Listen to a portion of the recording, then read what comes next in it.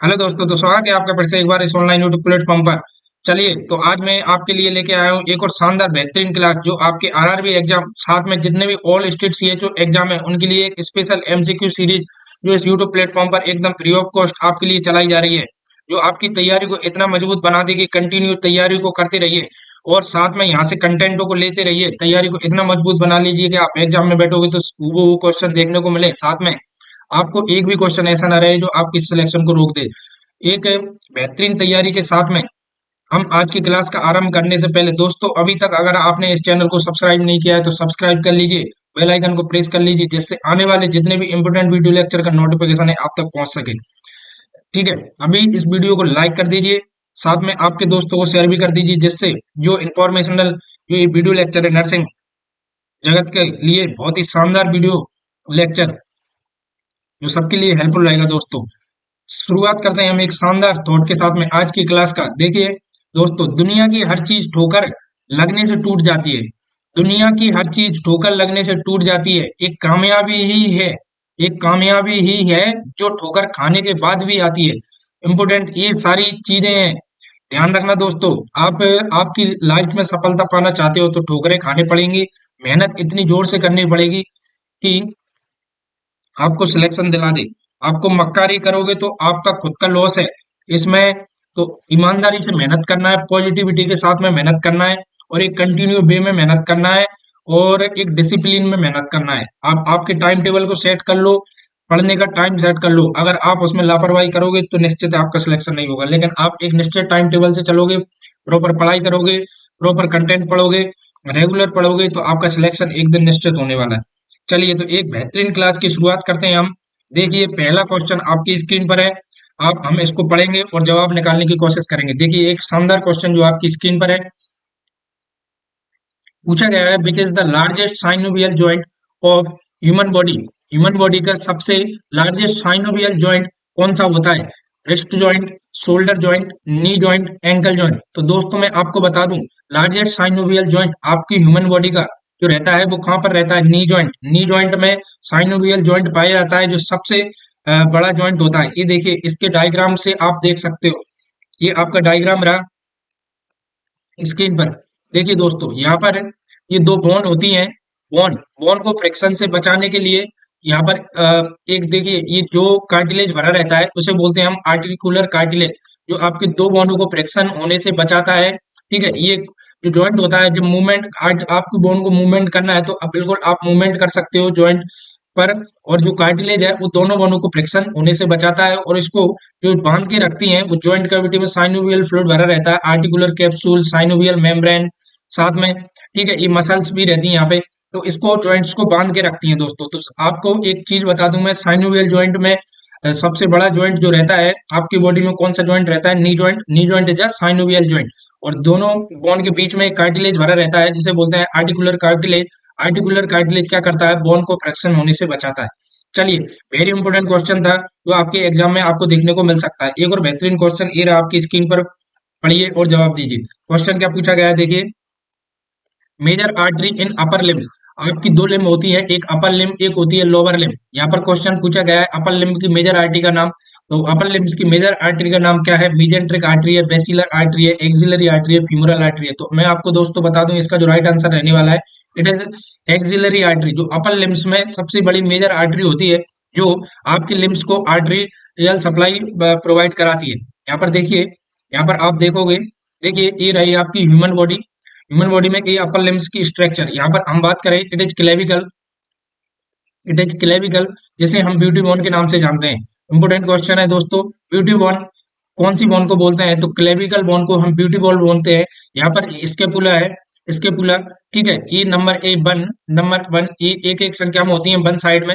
यहाँ पर हम बात करें, it is humerus number one.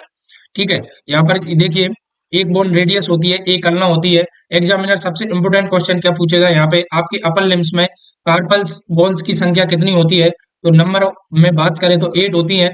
Meta carpals number में कितनी होती है? तो 5 होती है। फेलेंजेस नंबर में कितनी होती है? तो 14। ये आपको इंपोर्टेंट याद रखना है। जो आपकी अपर लिम्स में कार्पल्स की संख्या 8 होती है, मेटा कार्पल्स की संख्या 5 होती है, फेलेंजेस की संख्या 14 होती है। ये वेरी इंपॉर्टेंट क्वेश्चन है जो आपके एग्जाम में पूछ सकता है। क्लेविकल बोन को हम ब्यूटी बोन के नाम से जानते हैं। ठीक है दोस्तों। चलिए एक और देखिए, यहाँ पर एक चीज और मैं बता देता हूँ आपको। It is the lower limb. Lower limb का डायग्राम आपकी स्क्रीन पर है, देखिए। लोअर लिम्ब, देखिए, it is lower limb, lower limbs. यहाँ पर देखिए एक फीमर है आपकी नंबर में, पटेला, पटेला। ठीक है, यहाँ पर जो पटेला बोन है, it is knee bone, knee bone. ठीक है दोस्तों। ये फेबुला एक बॉन, आपकी टीबिया एक बॉन, टार्सल्स। यहाँ पर सबसे इंपोर्टेंट क्वेश्चन क्या पूछेगा, लोअर लिम्स में नंबर ऑफ टार्सल बोन कितनी होती है, 7। नंबर ऑफ मेटाटार्सल बोन कितनी होती है, 5। नंबर ऑफ फैलेंजेस कितनी होती है, 14। सबसे इंपोर्टेंट क्वेश्चन याद रखना दोस्तों, पूछ क्या रहा है, अपर लिम्स का पूछ रहा है या लोअर लिम्स का। अपर लिम्स में मेटाकार्पल्स होती हैं और लोअर लिम्स में मेटाटार्सल्स होती हैं, टार्सल्स होती हैं, कितनी होती है, number of 5, phalanges number of 14, tarsals number of 7। ठीक है, इंपॉर्टेंट क्वेश्चन है जो आपको याद रखना है। आपके एग्जाम में ऐसे क्वेश्चन आपको देखने को मिल सकते हैं जो वन लाइनर आपकी तैयारी को बहुत मजबूत बना देंगे। चलिए एक और बेहतरीन क्वेश्चन ए रहा आपकी स्क्रीन पर। देखिए क्वेश्चन क्या पूछा गया है यहाँ पे। देखिए क्वेश्चन पूछा गया है, the middle middle ear contain 3 auditory ossicles. आपके मिडिल ईयर में 3 ऑडिटरी ओसिकल्स होते हैं, उनके नाम बताइए। उनके नाम पूछे हैं, तो उसके नाम बता दीजिए। क्या मिलियस, इनकस एंड एस्टेपिज होता है, क्या एक्सटर्नल ऑक्यूटियस मीटस, या ceruminous glands, ear drum, oval window, round window and vestibules, bony labyrinth, membrane labyrinth and cochlea. तो मैं आपको इसका आंसर बता दूं, जो मिडिल ईयर में मेन 3 ऑडिटरी ओसिकल्स होते हैं, इट इज, उनके नाम है are malleus, incus and stapes. ये 3 मेन स्ट्रक्चर है जो आपके ऑडिटरी ओसिकल्स में रहती हैं। ये देखिए आप डायग्राम देख लीजिए यहाँ पे, it is middle ear structure, इसमें stapes, incus and malleus, it is important ossicles of middle ear. चलिए यहाँ पर आप इंपोर्टेंट रखना है, are stapes, incus and malleus, it is important ossicles. यहाँ पर हम बात करें, देखिए यहाँ पर इंपोर्टेंट क्वेश्चन क्या पूछा गया है, एक और बेहतरीन क्वेश्चन जो आपकी एग्जाम की तैयारी को बहुत मजबूत बना देगा। दोस्तों वीडियो को लाइक नहीं किया है तो लाइक कर दीजिए, वीडियो को शेयर कर दीजिए, चैनल को सब्सक्राइब कर लीजिए, जिससे आने वाले जितने भी इंपोर्टेंट वीडियो लेक्चर हैं इस दाखल नर्सिंग अकेडमी पे, वो आप तक पहुंच सके। चलिए क्वेश्चन पूछा गया है, anti diuretic hormone and oxytocin are stored and released by. आपका main important ADH hormone, anti diuretic hormone, ADH, EDH hormone and oxytocin, oxytocin hormone किसके द्वारा स्टोर्ड होते हैं एंड रिलीज। यहाँ पर मैं आपको बता दूं, ईडीएच जो हार्मोन है, ईडीएच हार्मोन किसके द्वारा सिक्रेट होता है, आपके हाइपोथैलेमस के द्वारा, हाइपोथैलेमस के द्वारा तो सिक्रेट होता है, पर स्टोर किसमें होता है, पिट्यूटरी ग्लैंड में। ये रही आपकी pituitary gland, it is the posterior pituitary gland. Posterior pituitary gland में आपका ईडीएच हार्मोन स्टोर होता है। ठीक है, और जब आपकी बॉडी को ईडीएच हार्मोन की जरूरत पड़ेगी तो ये रिलीज करेगी, रिलीज हार्मोन। ठीक है, और ऑक्सीटोसिन इंपोर्टेंट हार्मोन है जो आपकी पिट्यूटरी ग्लैंड के द्वारा रिलीज होता है, प्रोड्यूस होता है। पिट्यूटरी ग्लैंड ऑक्सीटोसिन हार्मोन का प्रोडक्शन करती है, और जब जरूरत पड़ती है तभी ये रिलीज करने का काम भी आपकी पोस्टीरियर पिट्यूटरी ग्लैंड ही करेगी। तो वेरी इंपॉर्टेंट क्वेश्चन था, याद रखना दोस्तों। Anti diuretic and oxytocin hormone stored and released bye posterior pituitary gland, posterior pituitary gland. ठीक है दोस्तों, ये देखिए यहाँ पर आप इस चीज को समझ लीजिए, ये बेहतरीन चार्ट है, इसका स्क्रीनशॉट ले लेना आप। ठीक है, पहले हम यहाँ पर एंटीरियर के लिए समझ लेते हैं और फिर हम पोस्टीरियर के लिए समझ लेंगे। देखिए आपकी, ये रही आपकी पोस्टीरियर पिट्यूटरी ग्लैंड। आपकी जो पोस्टीरियर पिट्यूटरी ग्लैंड है, जो मेनली आपकी बात करें, देखिए रिलीजिंग हार्मोन हाइपोथैलेमस क्या करेगा, एडीएच हार्मोन सिक्रीट करेगा, जिसे स्टोर कौन सी करेगी, pituitary gland. Pituitary gland store करने के बाद इसका टारगेट क्या रहेगा, ये main kidney, sweat gland, circulatory system को मेंटेन करके रखेगा। इसका जो मेन कार्य है वो क्या है, वाटर बैलेंस बनाए रखना। एडीएच हार्मोन का जो मेन कार्य है वो क्या कार्य है, बॉडी में वाटर बैलेंस, बैलेंस को बनाए रखना। ये एडीएच हार्मोन किसके द्वारा सिक्रेट होता है, हाइपोथैलेमस के द्वारा। स्टोर कौन करता है, आपकी पिट्यूटरी ग्लैंड। ये kidney, sweat gland, circulatory system को, फंक्शन को मेंटेन करके रखता है, जो मेन वाटर बैलेंस बना के रखता है आपकी बॉडी में। चलिए यहाँ पर आपका एक और हार्मोन, इंपोर्टेंट क्वेश्चन है, पोस्टीरियर पिट्यूटरी ग्लैंड के द्वारा कौन से हार्मोन सिक्रेट होते हैं। एक तो आपका एडीएच, एक होता है oxytocin hormone. Oxytocin hormone female reproductive system के लिए बहुत मेन इंपोर्टेंट हार्मोन है, जो क्या करता है, triggers uterine contraction during child birth. जो चाइल्ड बर्थ के समय यूट्राइन कॉन्ट्रैक्शन में मेन भूमिका निभाने का जो कार्य है वो किसका है, ऑक्सीटोसिन का। इंपोर्टेंट क्वेश्चन है, एग्जामिनर पूछता है जब किसी महिला में यूट्राइन कॉन्ट्रैक्शन नहीं हो रहा है तो आप ऑक्सीटोसिन का इन्फ्यूजन लगाते हैं, जिससे क्या हो, प्रॉपर यूट्राइन कॉन्ट्रैक्शन और बेबी का जो बर्थ है वो नॉर्मल अवस्था में हो जाए। चलिए, और यहाँ पर एक और जो देख लेते हैं, मेन इंपॉर्टेंट है आपकी anterior pituitary gland. Anterior pituitary gland के द्वारा सिक्रेट होने वाले हार्मोन और उनके क्या फंक्शन है मैं आपको बता देता हूँ। यहाँ पर देखिए, यहाँ पर आपके हाइपोथैलेमस के द्वारा गोनोडोट्रोपिन रिलीजिंग हार्मोन सिक्रेट होता है, जो क्या करता है, स्टिमुलेट करता है पिट्यूटरी ग्लैंड को। जो पिट्यूटरी ग्लैंड स्टिमुलेट होने के बाद ल्यूटिनाइजिंग हार्मोन सिक्रेट करेगी, जो आपके रिप्रोडक्टिव सिस्टम को मेंटेन करके रखता है। एलएच का मेन फंक्शन क्या है, यहाँ पर देखिए, stimulate production of sex hormone gonads. Gonads के द्वारा जो सेक्स हार्मोन प्रोड्यूस होते हैं, उनको मेंटेन कर कौन रखेगा, ल्यूटिनाइजिंग हार्मोन। मेन इंपोर्टेंट है, स्टिमुलेशन करता है सेक्स हार्मोन्स को गोनेट्स से के वहां से जो मेन प्रोडक्शन हो। ठीक है, यहाँ पे ओवन ओवम प्रोडक्शन के लिए जिम्मेदार रहेगा ल्यूटिनाइजिंग हार्मोन। स्पर्म प्रोडक्शन के लिए ये वेरी इंपॉर्टेंट क्वेश्चन है, सॉरी, यहाँ पर गोनेट्स ओनली फीमेल्स के लिए एलएच जिम्मेदार रहेगा गोनेट्स प्रोडक्शन के लिए। तो यहाँ पर हम बात करें हाइपोथैलेमस, ये क्या करेगा, ये क्या करेगा, गोनाडोट्रोपिन हार्मोन स्टिमुलेट करेगा पिट्यूटरी को। FSH hormone, follicle stimulating hormone, आपके पिट्यूटरी ग्लैंड द्वारा प्रोड्यूस होगा, जो रिप्रोडक्टिव सिस्टम को स्टिमुलेट करके क्या करेगा, stimulation production of sperm and eggs. ये क्या करेगा, स्पर्म और एग्स को प्रोडक्शन के लिए स्टिमुलेट करेगा। वेरी इंपॉर्टेंट क्वेश्चन है। ठीक है, यहाँ पर हम बात करें टीआरएच, थायराइड रिलीजिंग हार्मोन, ये क्या करता है, थायराइड स्टिमुलेटिंग हार्मोन को प्रोड्यूस कराने के लिए जिम्मेदार है। जो पिट्यूटरी ग्लैंड है आपकी, थायराइड स्टिमुलेटिंग हार्मोन सिक्रेट करेगी, जो आपके थायराइड ग्लैंड के द्वारा मेनली टारगेटेड ग्लैंड है। ये फंक्शन हम इसकी बात करें, ये मेनली क्या करेगा, stimulate the release of thyroid hormone and thyroid regulate metabolism. जो थायराइड हार्मोन है आपके, जो मेनली इंपोर्टेंट क्वेश्चन, यहाँ से क्वेश्चन क्या बनता है, थायराइड हार्मोन के मेन फंक्शन क्या है, ये मेटाबॉलिक फंक्शन को मेंटेन बनाए रखते हैं। मेटाबॉलिक फंक्शन को कौन मेंटेन बना के रखता है, आपके जो थायराइड हार्मोन है, वो मेटाबॉलिक फंक्शन को मेंटेन करके रखते हैं। साथ में ये क्या करते हैं, थायराइड हार्मोन इनकी अधिकता और कम से आपको डिसऑर्डर देखने को मिलेंगे, जो हम एमएसएन चैप्टर में पढ़ेंगे। यहाँ पर देखिए, प्रोलैक्टिन रिलीजिंग हार्मोन, ये क्या करता है, पिट्यूटरी ग्लैंड को एक्टिवेट करेगा प्रोलैक्टिन हार्मोन सिक्रिएट करने के लिए। जो प्रोलैक्टिन हार्मोन है, वो मेमोरी ग्लैंड के द्वारा यहाँ पर स्टिमुलेट करेगा। और किस लिए स्टिमुलेट करेगा, ये प्रोडक्ट प्रमोट मिल्क प्रोडक्शन। ये एक इंपोर्टेंट एग्जामिनर क्वेश्चन क्या पूछता है, यहाँ पर देखिए, इंपोर्टेंट एग्जामिनर क्वेश्चन क्या पूछेगा, यहाँ पे इंपोर्टेंट आपको जो याद रखना है वो क्या है, promote milk production. Promote milk production कौन सी ग्लैंड कराती है, आपकी मेमोरी ग्लैंड। ठीक है, और यहाँ पर प्रोलैक्टिन हार्मोन है, जो मिल्क प्रोडक्शन के लिए जिम्मेदार रहता है। ठीक है दोस्तों, एक आपका ऑक्सीटोसिन हार्मोन है, एक आपका ऑक्सीटोसिन हार्मोन है, ये क्या करता है, ये मिल्क इजेक्शन के लिए जिम्मेदार रहता है। मिल्क इजेक्शन, ये इंपोर्टेंट क्वेश्चन आपका एग्जामिनर पूछ सकता है, मिल्क इजेक्शन के लिए कौन सा हार्मोन जिम्मेदार रहता है, तो इट इज ऑक्सीटोसिन। और जो प्रोडक्शन के लिए जिम्मेदार रहता है, वो कौन सा है, आपका prolactin hormone. Very important question है, आपको याद रखना है। जीएनआरएच, ये फिर गोनोडो, यहाँ पर जीएचआरएच हार्मोन है, ये क्या करेगा, ग्रोथ हार्मोन प्रोडक्शन करने के लिए पिट्यूटरी ग्लैंड को स्टिमुलेट करेगा। ये लीवर, बोन एंड मसल्स के द्वारा टारगेट फंक्शन करेगा। ये क्या करेगा, आपकी बॉडी में मेनली जो जीएच हार्मोन है, ग्रोथ हार्मोन, वो क्या करता है, आपकी बॉडी ग्रोथ को मेंटेन करके रखता है, साथ में मेटाबॉलिक रेट को भी मेंटेन करके रखता है। दोस्तों, वेरी इंपॉर्टेंट क्वेश्चन है, यहाँ से क्वेश्चन पूछता है examiner. CRH hormone, ACTH hormone को पिट्यूटरी ग्लैंड के द्वारा सिक्रेट कराएगा। इसके टारगेटेड ग्लैंड एड्रिनल ग्लैंड है, इसकी अधिकता ये क्या करेगा, induce target to produce glucocorticoids which regulate metabolism and stress response. Stress response के लिए very important gland adrenal gland, जिसके द्वारा आपका ग्लूकोकॉर्टिकॉइड्स हार्मोन सिक्रेट होते हैं, जो आपके स्ट्रेस मैनेजमेंट में काम में आते हैं। वेरी इंपॉर्टेंट क्वेश्चन है, तो आपका एग्जामिनर क्वेश्चन पूछ लेगा कि एंटीरियर पिट्यूटरी ग्लैंड के द्वारा प्रोड्यूस होने वाले हार्मोनों के नाम बताइए, एक्सेप्ट, एक कोई सा हटा देगा, तो LH, FSH, thyroid stimulating hormone, prolactin hormone, gonadotropin hormone, ACTH hormone.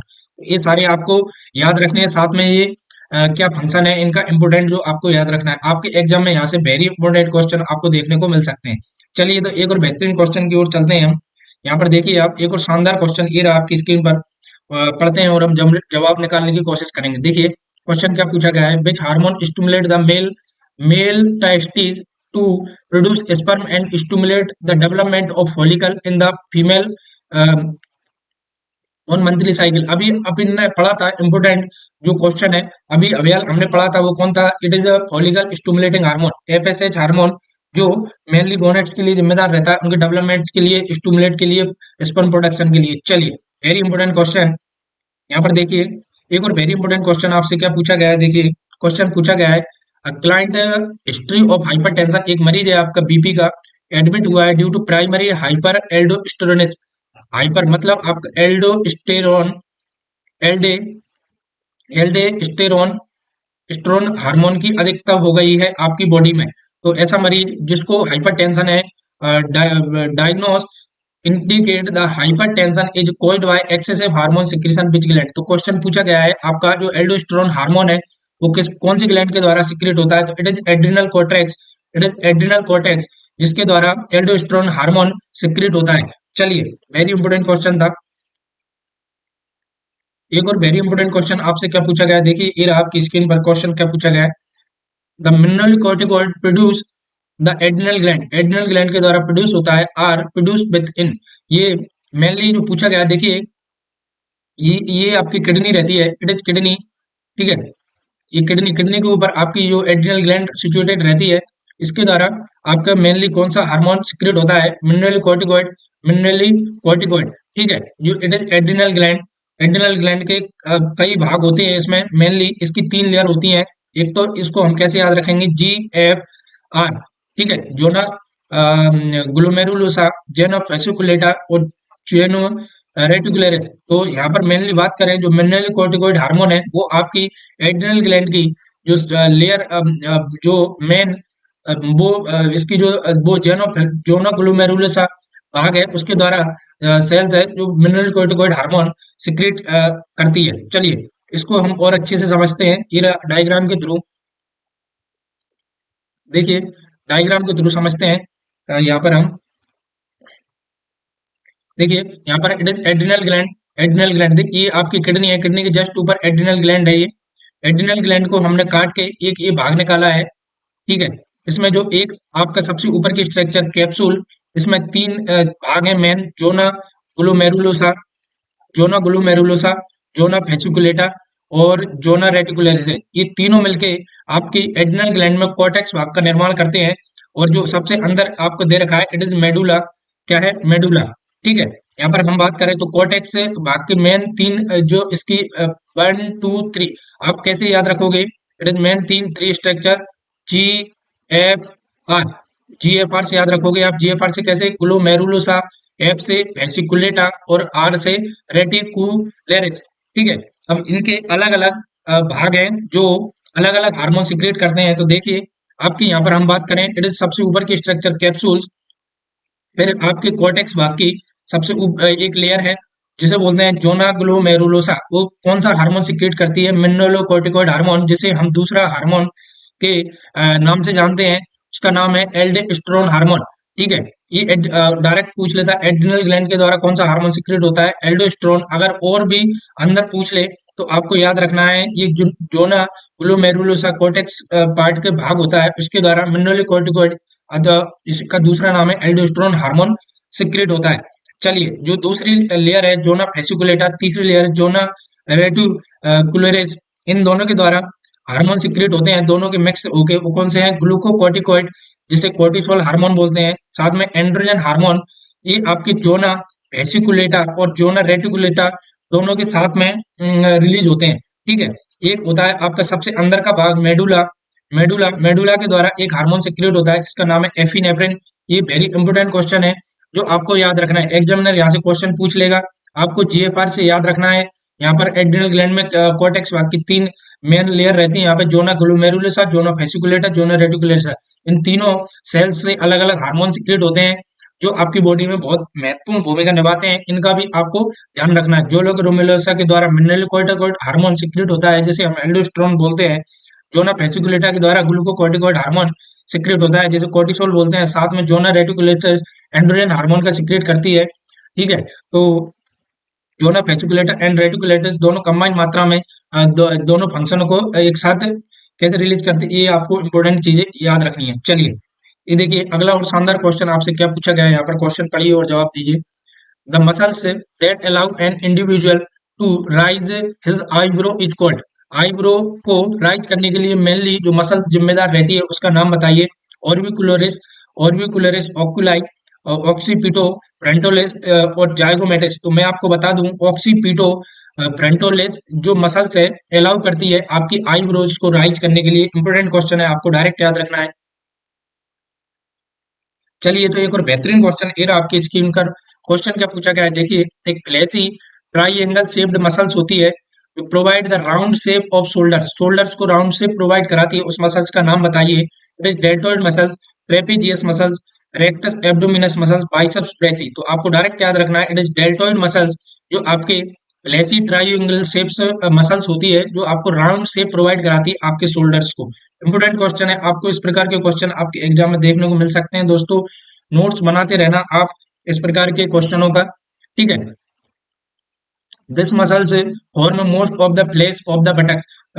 Main जो क्वेश्चन पूछा गया है, कौन सी मसल्स है जो most of place of the buttock से मिलकर बनी होती है, उस मसल्स का नाम बताइए।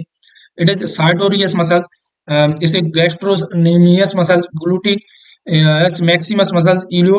बस, तो यहाँ पर जो राइट आंसर रहने वाला है, it is gluteus maximus muscles, जो मेनली मसल्स होती है जो form of most of flesh of the buttocks से मिलकर बनी होती है। चलिए, यहाँ पर बेहतरीन और शानदार क्वेश्चन क्या पूछा गया है आपसे, देखिए। एक और शानदार क्वेश्चन आपकी स्क्रीन पर ये रहा। क्वेश्चन क्या पूछा गया है, the epithelial membrane that surround the heart and lungs separately is called membrane. ये मेम्ब्रेन का नाम पूछा है, जो आपकी एपिथेलियल मेम्ब्रेन होती है उसके चारों ओर रहती है साथ में, तथा हार्ट और लंग्स को सेपरेटली कवर करके रखती है, ठीक है। तो इस मेम्ब्रेन को हम क्या बोलते हैं, it is serous membrane, it is serous membrane, ठीक है दोस्तों। याद रखना है आपको, वेरी इंपॉर्टेंट क्वेश्चन था ये। अगला एक और क्वेश्चन क्या पूछा गया है, देखिए। The epithelial membrane that line the body cavities that are exposed to outside, वो इनसाइड पूछी थी, it is outside of the body, it is called, तो इसे बोलते हैं हम म्यूकस मेम्ब्रेन। आपको ये भी डायरेक्ट याद रखना है दोस्तों, it is mucous membrane, outside mucous membrane, inside serous membrane. चलिए, एक और बेहतरीन क्वेश्चन ये रहा आपकी स्क्रीन पर। क्वेश्चन क्या पूछा गया है, देखिए। क्वेश्चन पूछा गया है आपसे, patient is experience chest pain, आपके मरीज चेस्ट पेन है, तो पेन क्या है, radiated his arm, jaw and backs, is physician diagnose it is condition myocardial infarction. यहाँ से क्वेश्चन एग्जामिनर एक और क्या क्वेश्चन पूछेगा, पेन रेडिएट हो रहा है आपका, बैक्स और चेस्ट पेन हो रहा है, तो इसमें कौन सी डिसीज कंडीशन है, तो आपके मायोकार्डियल इंफाक्शन की कंडीशन में आपको रेडिएटिंग पेन देखने को मिलता है दोस्तों। वेरी इंपॉर्टेंट क्वेश्चन आपको याद रखना है, ठीक है। The patient ask what happened to him, best response is, तो नर्स पूछ रहा है ये कारण क्या है, तो यू हैड हार्ट अटैक, आपको हार्ट अटैक आया है। Your aortic valve malformed and causing disruption in the blood flow. All patient view are overweight as you will have a heart attack. One or more arteries that supply blood to your heart is blocked, thereby preventing blood from flowing to your cardiac muscle. Very important. तो ये very शानदार response है nurse का, जो clear आपकी myocardial infection आपको condition हुई है उसको अच्छे से एक्सप्लेन करता है। इसमें क्या है, आपकी दो आर्टरी ब्लॉक हो गई हैं, जिसकी वजह से क्या है, प्रॉपर जो ब्लड की सप्लाई है वो नहीं हो पा रही है, जिससे आपकी कार्डियक मसल से सिकुड़ गई है, तो डैमेज आपको देखने को मिल रहा है, ठीक है दोस्तों। वेरी इंपोर्टेंट क्वेश्चन है, ठीक है। चलिए, एक और शानदार क्वेश्चन आपकी स्क्रीन पर। क्वेश्चन क्या पूछा गया है, your patient is experience congestive heart failure, आपके मरीज को कंजेस्टिव हार्ट फेलियर है, और what medication would you expect to administer strengthen myocardial contractility. तो इस कंडीशन में आप जो दवाई यहाँ दोगे, उस दवाई का नाम पूछा गया है, तो it is very important question. Digoxin is a drug of choice in this condition, drug of choice, it is drug of choice digoxin. Very important question है, आपको याद रखना है दोस्तों। चलिए, एक और बेहतरीन क्वेश्चन आपकी स्क्रीन पर देखिए। क्वेश्चन क्या पूछा गया है, यहाँ पर क्वेश्चन क्या पूछा गया है, देखिए। क्वेश्चन क्या पूछा गया है, देखिए। यहाँ पर देखिए, a patient is admitted to rule out cardiac disease, आपके मरीज को कार्डियक डिसीज है, is scheduled for chest X-ray. He ask how chest X-ray would help the physician examine is heart, कैसे मदद करेगा द बेस्ट रेस्पॉन्स, तो nurse हो आप तो क्या जवाब दोगे, कि chest is X-ray rule out the fractured rib. जब बात हार्ट की हो रही है तो रिब फ्रैक्चर्ड की बात ही नहीं है यहाँ पर। A chest x-ray is use to detect size and position of the heart, it is a right answer, क्योंकि यहाँ पर हार्ट की बात हो रही है, तो चेस्ट एक्सरे आपकी हार्ट की पोजीशन और साइज को बताएगा, ये आपको मरीज को बता देना है, इसलिए हम डॉक्टर ने चेस्ट एक्सरे प्रिस्क्राइब किया है। Cancel chest x-ray is an error नहीं, all patient you are admitted to chest x-ray must, ये ऐसा कुछ जरूरी नहीं है आप हर एक मरीज का चेस्ट एक्सरे कराने के लिए बैठो। चलिए, वेरी इंपॉर्टेंट क्वेश्चन आइए रहा आपकी स्क्रीन पर। देखिए क्वेश्चन क्या पूछा गया है, क्वेश्चन क्या पूछा गया है देखिए यहाँ पर, following an asthmatic attack a mother ask how to prevent another asthmatic attack. यहाँ पर आपके बच्चे को अस्थमेटिक अटैक आया है तो मदर माँ आपसे पूछ रही है कि अनदर अस्थमेटिक अटैक से कैसे बचा जाए। तो आप नर्स हो तो बेस्ट रेस्पॉन्स आप कैसे समझाओगे माँ को? Tell her that asthmatic attack can not be prevented. क्या उस माँ से बोलोगे अस्थमेटिक जो अटैक है उसे प्रिवेंट नहीं कर सकते? गलत आंसर है। Help the monitor identify triggers that cause asthmatic attack and show her how avoid them. यहाँ पर आप माँ से बोलोगे, आप उसके कारणों का पता लगाइए कि अस्थमेटिक अटैक क्यों आता है, and show her how to avoid them, और आप बताओगे उन कारणों को कैसे ठीक किया जा सकता है जिससे आप अस्थमेटिक अटैक के प्रभाव से बच सकते हो। It is best response by the nurse. माँ को समझाना है कि जो अस्थमेटिक अटैक बच्चे को आ रहे हैं वो किस कारण से आ रहे हैं, उनको आप प्रिवेंशन करोगे, साथ में आप उसको डॉक्टर के द्वारा दी गई एडवाइस के बारे में भी बताओगे। आज के her physician to change her medication, नहीं, ये it is not best response. और immediately move her family to climate, नहीं, ये इससे ड्राई क्लाइमेट दो। आप यहाँ पर जो मेनली अस्थमेटिक अटैक आते हैं उनके बारे में आप कोच का पता लगाओगे और साथ में उसको ट्रीट करने की कोशिश करोगे। चलिए एक और बेहतरीन question, your patient return from operating room. आपका मरीज ऑपरेटिंग रूम में वापस आया है ऑपरेशन होने के बाद। Why would you mother the patient for atelectasis.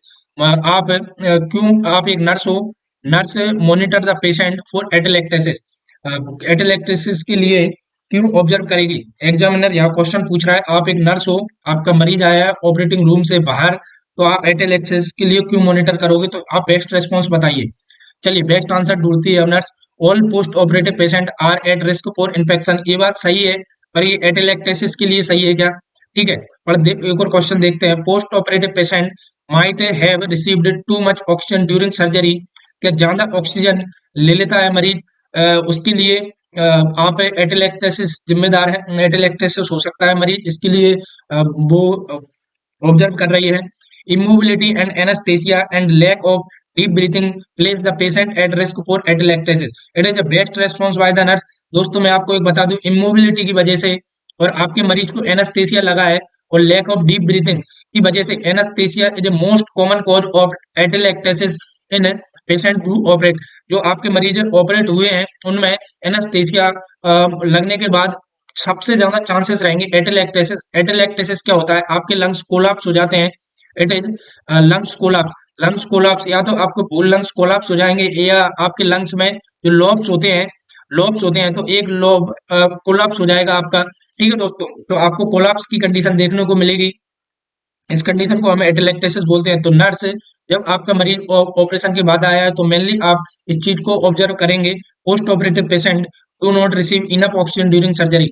नहीं, ये गलत बात है। तो जो बेस्ट रेस्पॉन्स है, एटेलेक्सिस का जो मेन कारण है वो इट इज एनेस्थेसिया और इमोबिलिटी की वजह से आपके मरीज में एटेलेक्टेसिस कंडीशन देखने को मिलेगी। ये देखिए एटेलेक्टेसिस में होता क्या है यहाँ पर, ये आपकी नॉर्मल लंग्स है, इट इज कोलैप्स्ड लंग्स।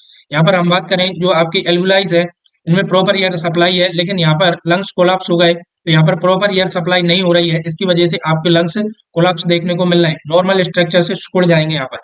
ठीक है, इंपोर्टेंट जो आपको याद रखना है, एग्जाम में ऐसे क्वेश्चन देखने को मिल सकते हैं।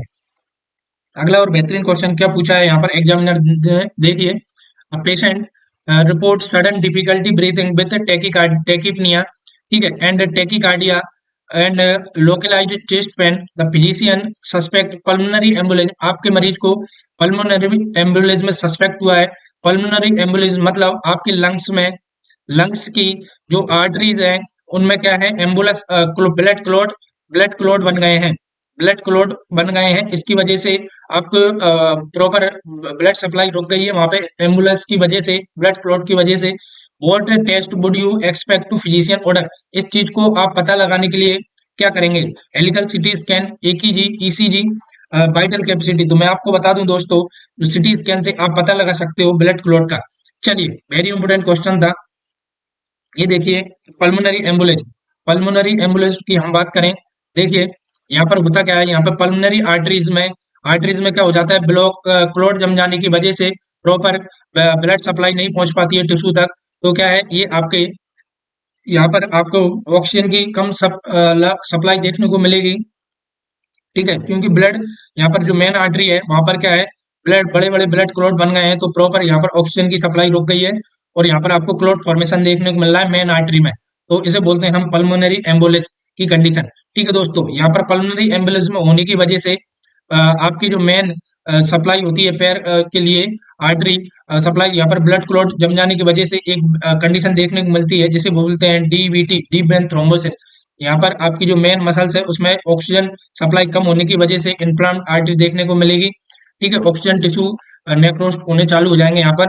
ठीक है, वेरी इंपॉर्टेंट क्वेश्चन था, आपके एग्जामिनर में ऐसे क्वेश्चन पूछ सकता है।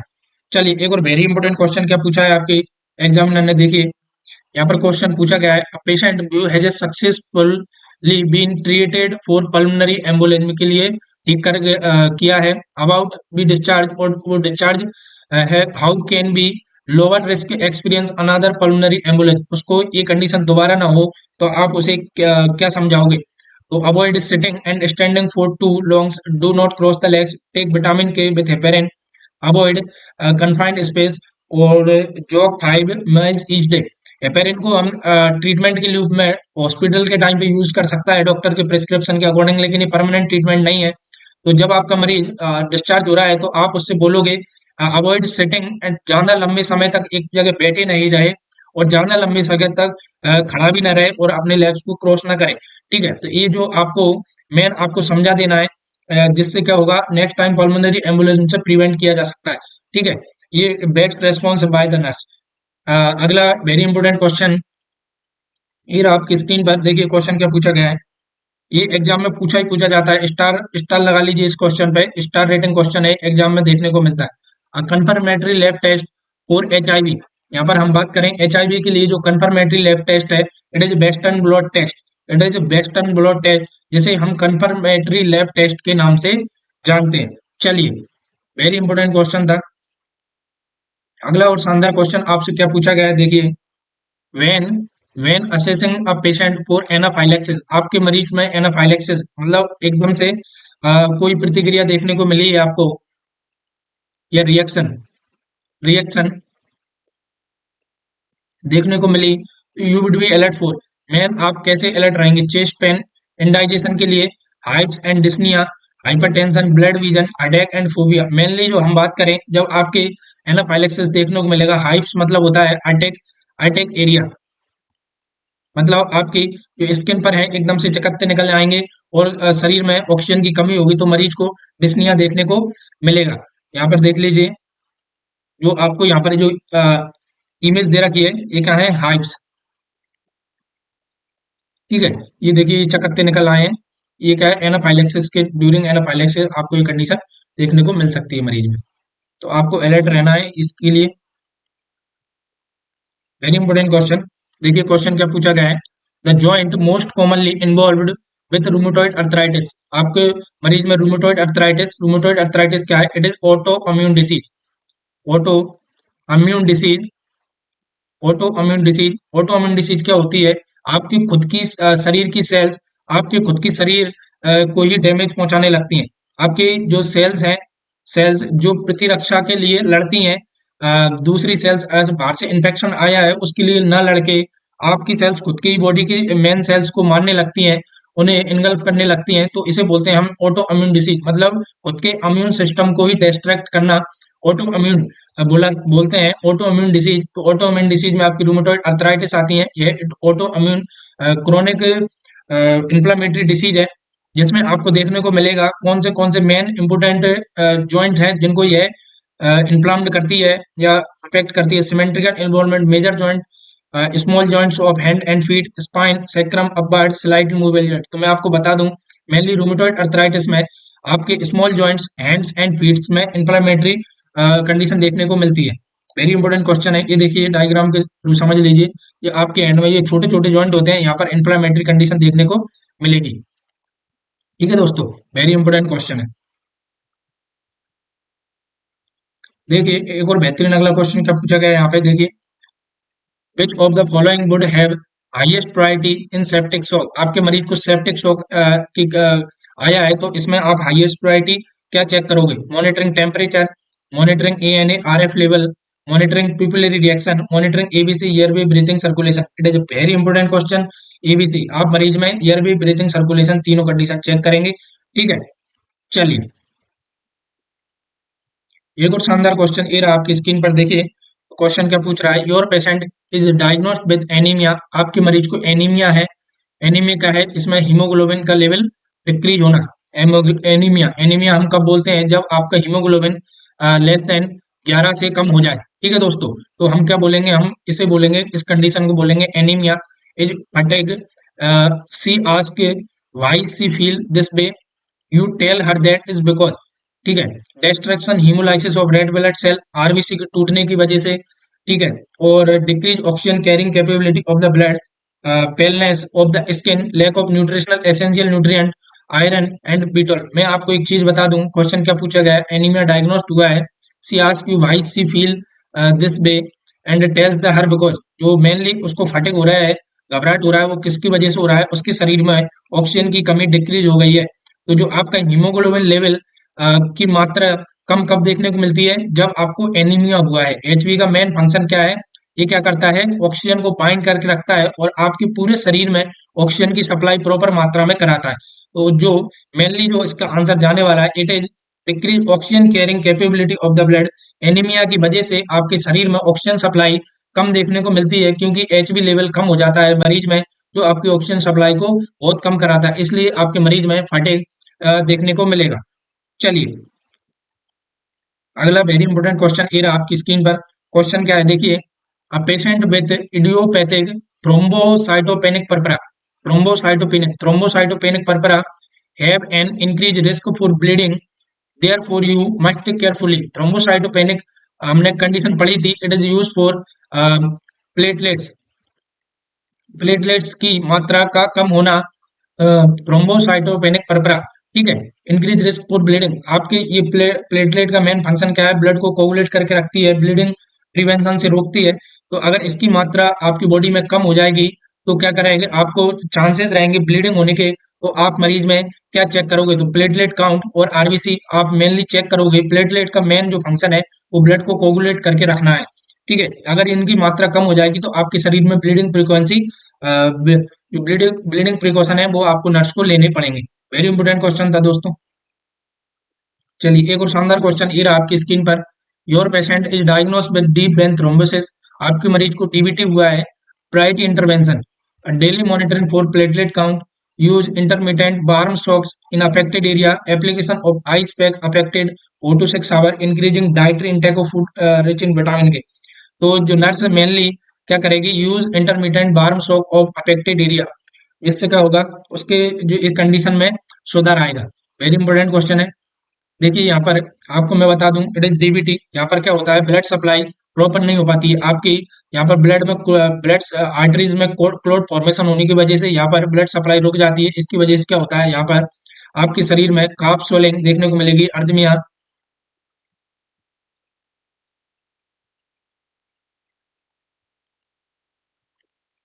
ठीक है, यहाँ पर कंडीशन क्या देखने को मिलेगी? Leg warms, indication that patient have deep vein thrombosis, आपके मरीज में काफ स्वेलिंग देखने को मिलेगी, अर्धमिया देखने को मिलेगा। ये देखिए अर्धमिया। और आपकी जो ग्रेट स्पिनिक वेन है वो मेनली इस पे प्रभावित रहेगी, एंटीरियर टिबियल वेन।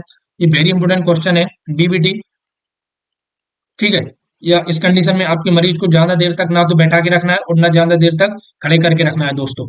चलिए वेरी इंपॉर्टेंट क्वेश्चन था।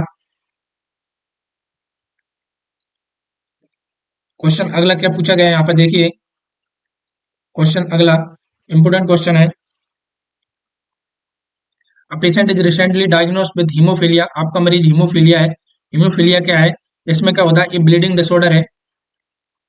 ये क्या है? ब्लीडिंग डिसऑर्डर है। अगर आपके मरीज को ब्लीडिंग होना स्टार्ट हो गई तो ये रुकती नहीं है। What sign and symptoms should you teach your patient recognise?